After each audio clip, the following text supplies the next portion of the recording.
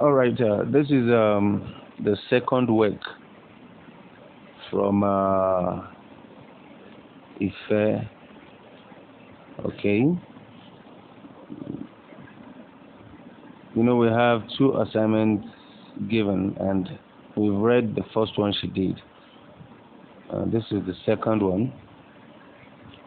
The question here says, as one of the outgoing prefects in your school, write a speech you will deliver at the send-off ceremony for prefects on the topic, the challenges of prefectship. Now, this is speech writing.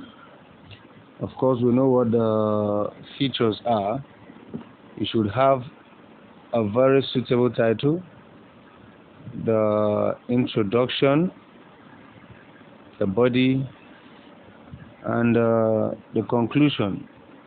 It will also carry your name in case it's to be published, or in case you have to give the papers out for those who will be going through what you're reading. So look at how she started. Respected chairman and principal, my teachers, my classmates,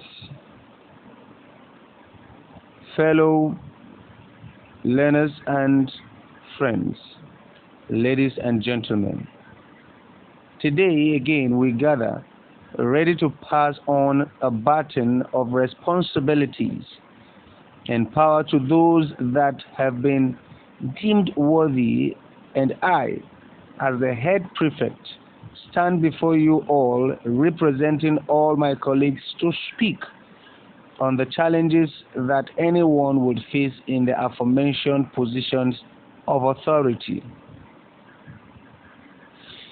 What a good introduction. She has told you what she has come to do. She has told you the occasion. She has told you what she has come to do, and she has even introduced herself as the head prefect representing others. That was after she has recognized those present. Remember, the question is what? You are to give a speech presenting the challenges of prefectship. In other words, you want to let the incoming ones know what they are about to face. So you are going to be speaking from experience. I read on, paragraph 3, so to say. A prefect is a student who is chosen to enforce discipline in a school, and not just that, but to also serve to build up the school, to unite the staff and students, raise and tackle issues, among other things, all for the betterment of a learning institution. It is such an important job to the point that all its benefits are only reaped when it is done well.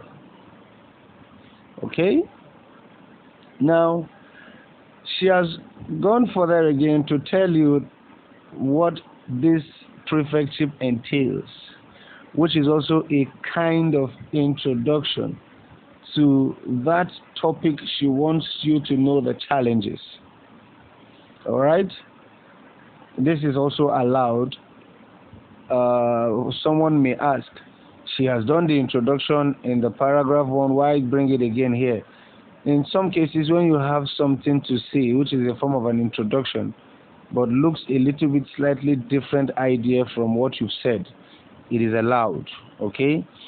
But ensure you are not saying the same thing twice as an introduction. So after that, we will expect that you move quickly into the main thing, which are the challenges of a prefect.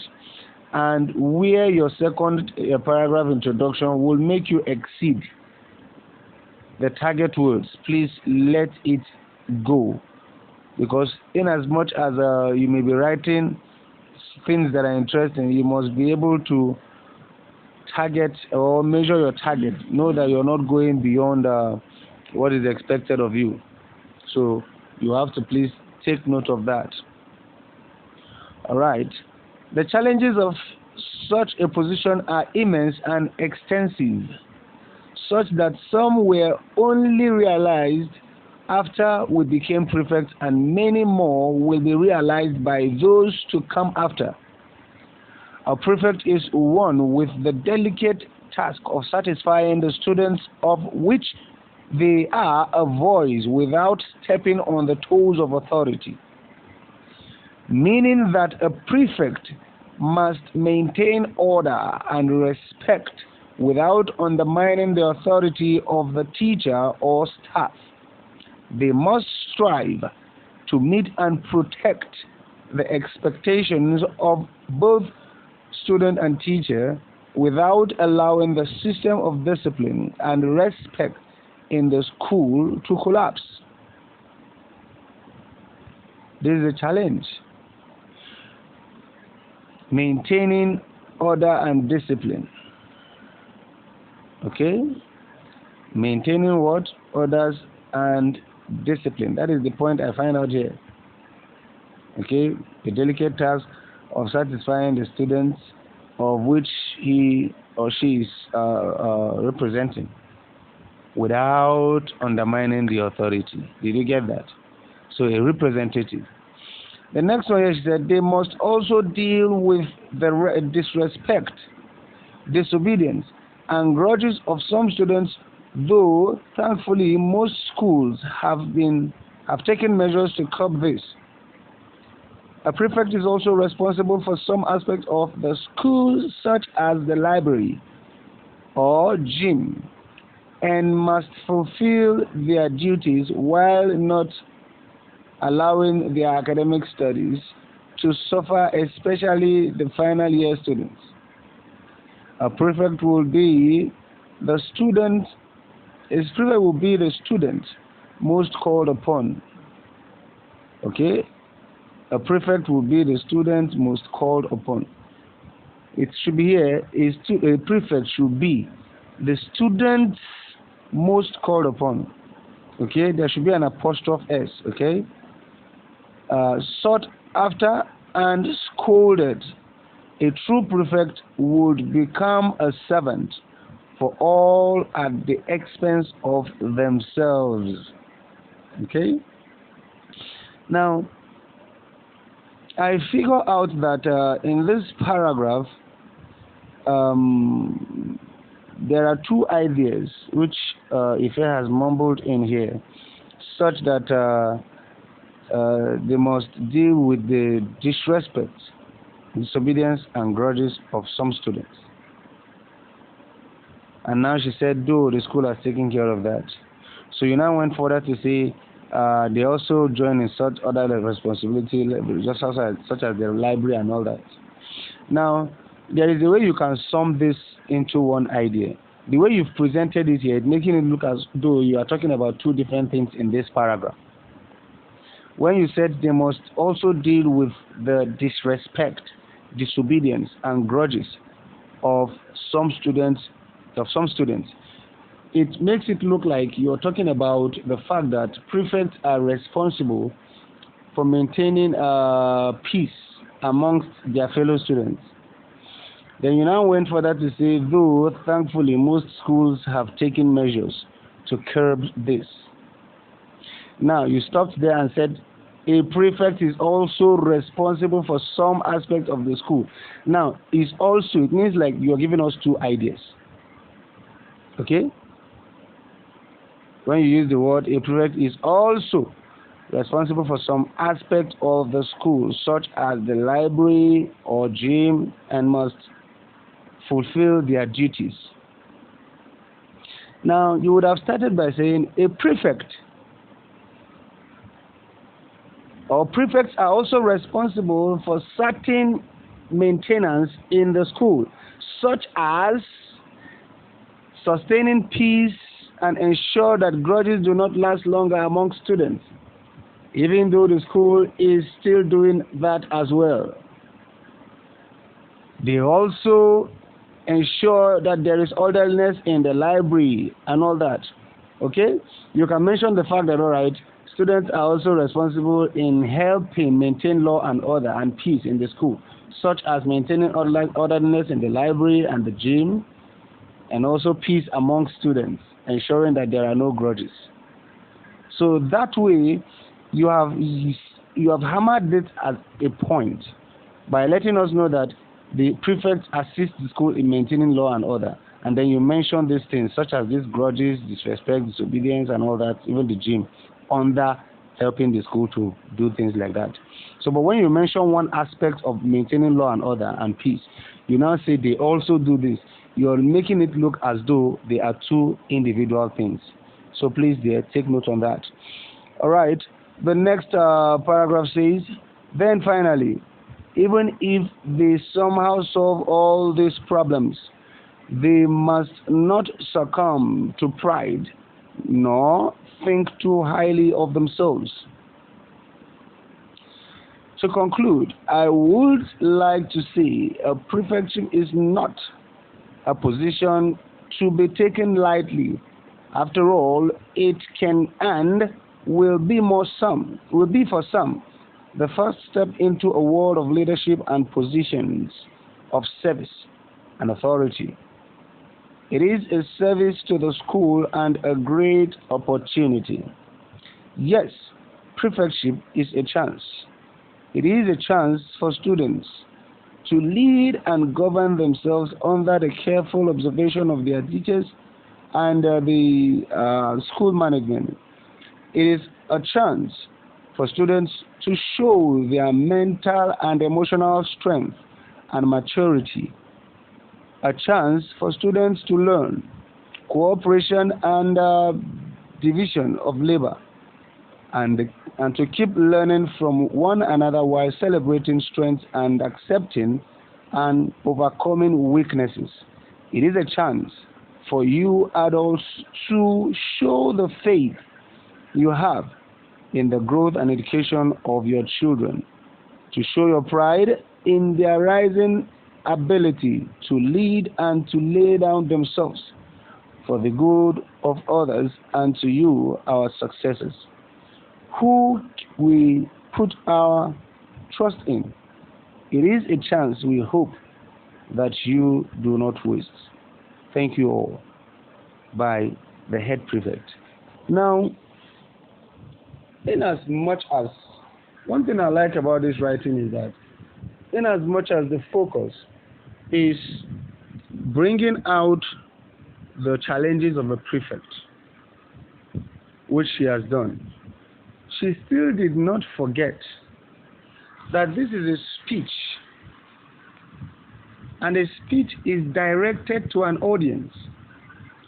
So towards the end, the last 3 paragraphs or 2, especially the concluding part, was focused on giving advice. Advice is not part of what is required in that question, because the question says, as one of the outgoing prefects in your school, write a speech you would deliver at the send-off ceremony for prefects on the topic, the challenges of prefectship. So, the fact that it is a speech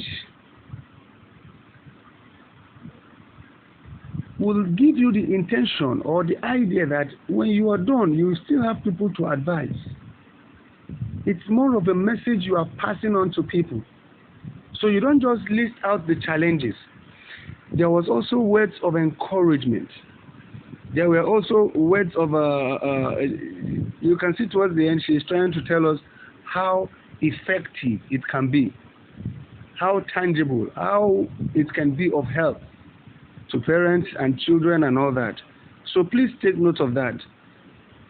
It's just like when you have a question saying, write a letter to the president informing him of the need to disburse palliatives for rural areas. Now, that question will not tell you that you should have an address or 2 addresses or a topic and what have you. But they are included. They are the format. So in a speech, you may not have been asked to advise them at the end or tell them the importance of what they are doing, but it is your duty because it is a speech. in as much as the duty of a prefect is a tasky one. You don't just mention all the challenges and then task and then you drop it there. You end it up by giving words of encouragement. It's just like somebody coming to say, give a speech on how long or the battle, how the struggle of secondary school has been. And then you now come up and then you give this speech on how tedious, tasky education has been throughout your secondary school. You mention all the challenges. And then you fail to advise young ones to keep it up, as it is a gainful thing to do. So when you mention your challenges as a secondary school student, you are expected to encourage those ones that are still in it. Encourage the ones that are coming up. Let them know that, okay, today you are a refined person by it. Okay?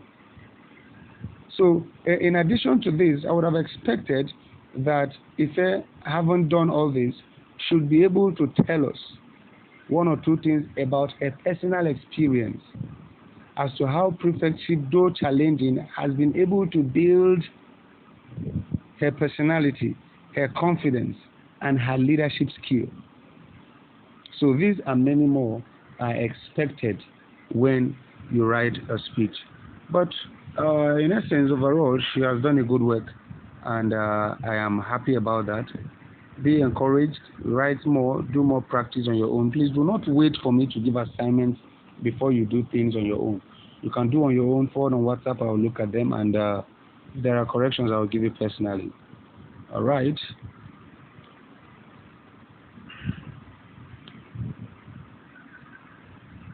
Now let's look at this. This is Odewumi's work. She has written a story. This story is quite interesting, very interesting, so to say. It's quite catchy, and as a reader, you won't want to stop until you're done. The story is very interesting. It really interprets the question at hand. The only problems I have here is that I sincerely doubt if Odewumi wrote this himself. I don't believe he did it himself, but nevertheless, I'm going to read it out and encourage you, Christian, that you look at this write-up properly. Read it over and over again. Study how this write-up was made. Study the organization, study the composure, and ensure you can write up something of this nature on your own. Okay? Then, lest I forget, the essay here is about 1,230 words. What it means is that you have written almost 3 times the normal word accepted by SSCE. The word you are supposed to write is 450 words, at most 500. So if you have written 1,230, you are already writing over 2. Okay, you are writing about 260% of what is expected of you. So this story can also be written and some things will be left out, and then the meaning will still be passed and you will still get your 450, 500 words. So please, but nevertheless, the write-up is a good one, even though I know you didn't write it. So I'll read it to encourage us to know how things like this can be written. I think the question here is, please, when you write your letters, type the question. Okay, type the question so that we will know what you're doing. Now, this story says, a bird in hand is worth 2 in the bush. So I believe the question says, narrate a story that illustrates the scene, or it says that ends with the saying. But yours did not end with the saying, although the saying came towards the end, and then you added something. But I would say, if it is saying narrate the saying, fine, you've done really well. And if it says end with the saying, well, you ended but added something to it. You need to end with it alone. All right. He just wrote story and then a bird in hand. The bird in the hand is worth two in the bush. It is not supposed to be together with the story. It is supposed to stand on its own as a title. A bird in the hand is worth two in the bush. Now this does not physically mean that when you have one bird in your hand, it is equal to two that is in the bush. No. Because some of us do not know the meaning of these things, and then we start writing stories that are horrible and funny. So somebody may go and write stories that will be illustrating when a hunter has one bird in his hand, and then the bird is big. The size of the bird is big, so much that the two he is seeing in the bush are not as big as the one in the sand and all that. You can see funny stories on things like this. But then, he started by saying, an adage goes, a bird in the hand is worth two in the bush. This reminds me of a story my friend Kenny was victimized in. That is a good start. That's a good introduction. And like I said, your introduction can also cut across the second paragraph if you know how to table it well. So he just told you about the story his friend Kenny was victimized in, and then as a further introduction, he has also tried to introduce us to Kemi. Let me introduce Kemi by my friend. She is 25 years old and has been blessed with fabulous good looks. As if that is not enough, she is also well educated and employed in a rather prestigious firm. The incident I am about to tell you relates to a reckless attitude towards her personal, or rather should I say, love life. The whole thing started when Kemi met Vincent. Vincent is a colleague of hers, not of her. Of hers, not of her. Vincent is a colleague of hers who works in the same company, but in an entirely different department.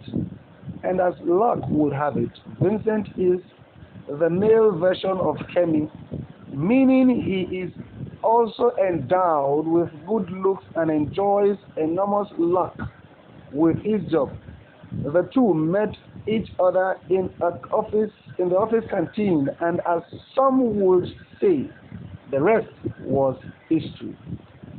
The attraction was instant, and both agreed that they should start dating seriously and exclusively. It was like watching a fairy tale unfold in front of your eyes. Now the next paragraph. They met for coffee the first time, and the date simply extended to dinner and ice cream afterwards. Even both the parents seemed to offer only token resistance to the two of them as a couple. Soon, the whole office was abuzz with stories about the two and their romance. Since both were in good jobs and earning well, and also happened to have relatively little in the form of monetary commitments, they enjoyed lavish dates and elaborate outings. Now, I want to draw your attention to something. Look at the way this work is well organized. The paragraph after introduction tells us about the meeting between Kemi and Vincent. It told us where they work and how they met. The second one tells us their first dates, okay, and how their parents offered no resistance to their relationship. Now look at the next paragraph. This led to lavish compliments to both about how lucky they were and how good they looked together. Vincent was really happy to have found his ideal match. However, Kemi started taking the compliments seriously and started to act a little arrogant. Her family and friends ignored the matter, thinking that she is indeed allowed to gloat a little. Now, in the next paragraphs, we're told how Kemi allowed the flattery, the praises of her beauty, got to get into her head, and then she started misbehaving. And then the writer did not fail to remind us that, okay, people did not really warn her about it because they felt as a woman, it is natural for her to gloat about her beauty and do some funny things. Now, next, things were moving along smoothly till the mails started coming. Kemi started getting mails from a guy who claimed to be madly in love with her. He started by complimenting her extravagantly on her looks. He said things like watching her smile made him think of a moonlit garden. Initially, Kemi seemed to take the mails in her stride and ignored them. But as time passed, the frequency of the mails increased and she started to look forward to the flattering things the guy would write to her. Look at this, introducing us how she started having issue with her relationship with Vincent. How did that issue start? It started with when she started receiving mails from a stranger who was flattering her. At first, she was ignoring it, which is what ladies will do. But the more the flattery, it got to a point where the things she was hearing made her to pay attention to seeing more. Because when you flatter a lady so much, she begins to, even though you are lying, everybody wants to hear something good about themselves. So it's not really about ladies, but ladies pay more attention to such than men. So you can see why I say the story is quite an interesting one. Let's move ahead. Soon, she became a little curious about this guy and started asking him to identify himself. He started dropping tantalizing hints about his identity to get her curiosity up to fever pitch. In the meanwhile, Vincent's relationship was starting to get affected by the anonymous mails. Kemi used to open the mails with Vincent. The spelling of Vincent here was wrong. Is wrong rather. With Vincent in the beginning. But soon she had started to obsess more and more time for the anonymous guy and stopped sharing the details with Vincent. You can see that this story is detailed. You are being carried along. Okay?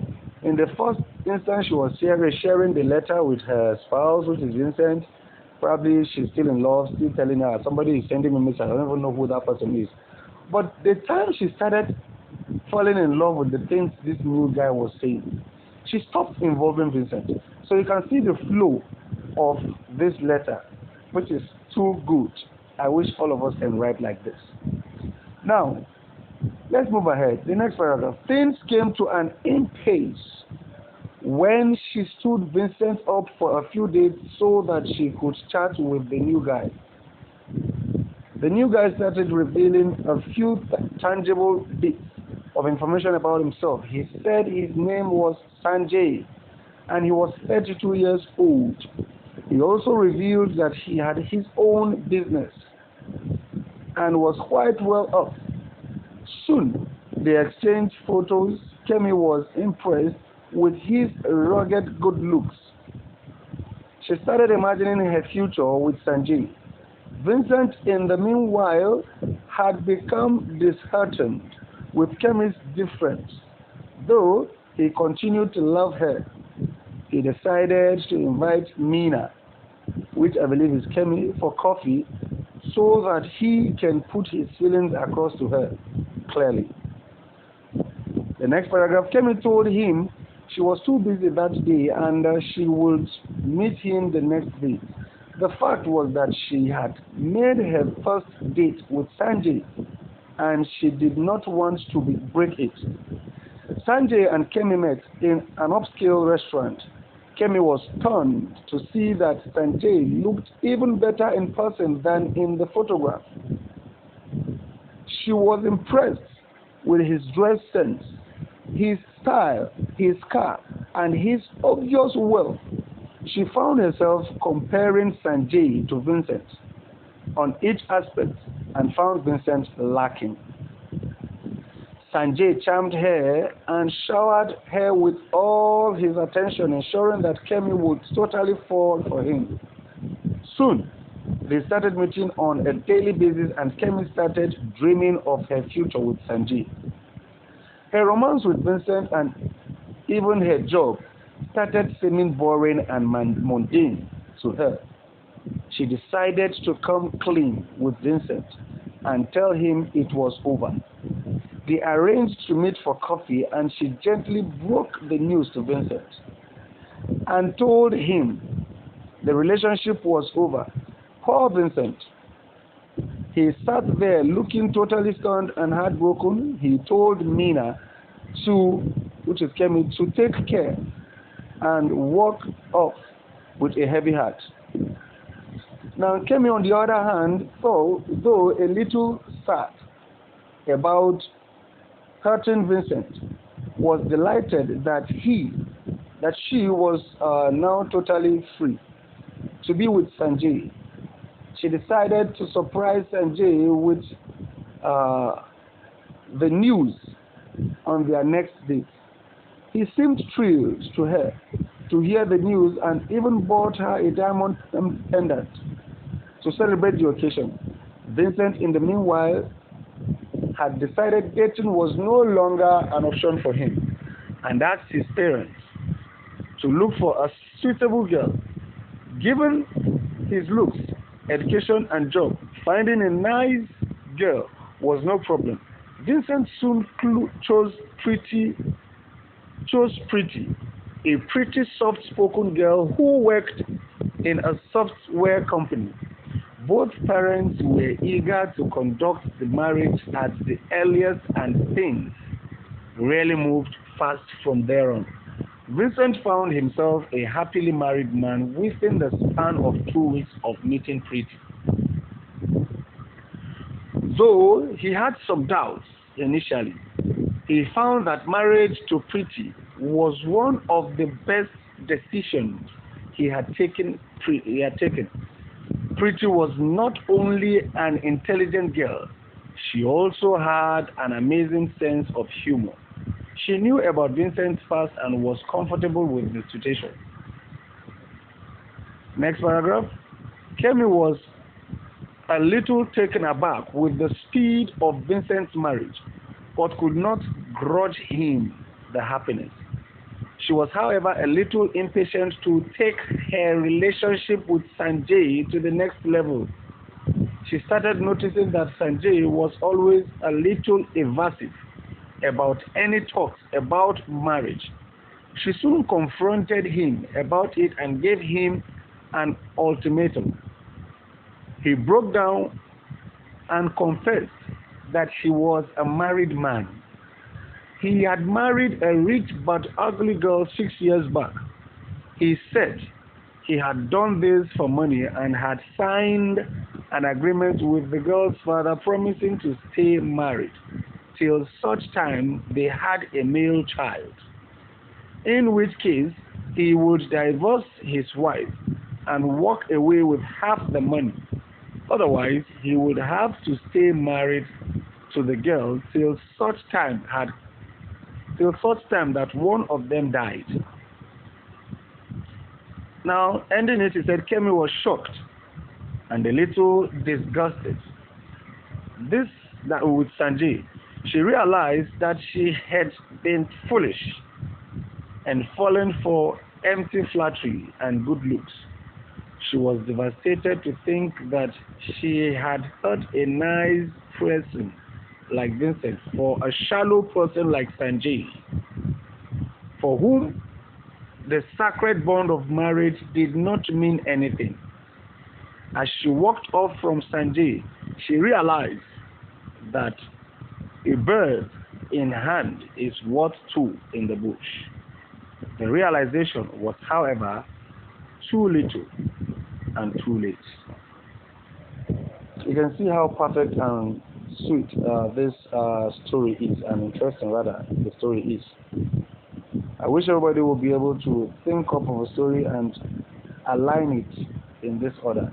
Just that this writing is too long for an SSC exam. So I expect that you guys will do better. Alright. So far, we'll stop here.